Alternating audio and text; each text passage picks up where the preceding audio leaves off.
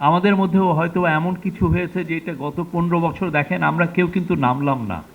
আমরা ওয়েট করতে হলো কিছু নাহিদের জন্য, কিছু আসিফের জন্য, কিছু মাহফুজদের জন্য।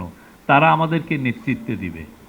আমাদের যে অসিফাইড যে বুড়ো যে লিডারশিপ সেটা পারে নাই এই হাসিনার মতো একটা ভয়ঙ্কর একটা ডিক্টেটরশিপকে কনফ্রন্ট করতে।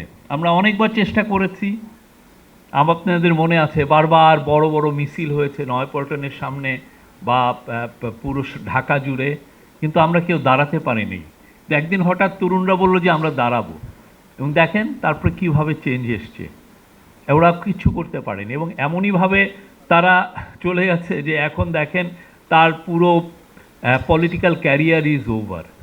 আপনি যখন 1400 জন লোক মারবেন তার 13% যখন শিশু, যাদের আহাদের বয়স ছিল 6 বছর 4 বছর, তো সেখানে তো সবাই ক্রাইমস এগেন্স্ট হিউম্যানিটি বলবে। পুরো শেড চলে গেছে। তার পার্টি এখন দেখেন বাংলাদেশ নির্মাণ করবে, সেই তাতে আমরা সবাই একভূত হব। আমার বয়স 55, বাট আমি মনে করি আমি তরুণ।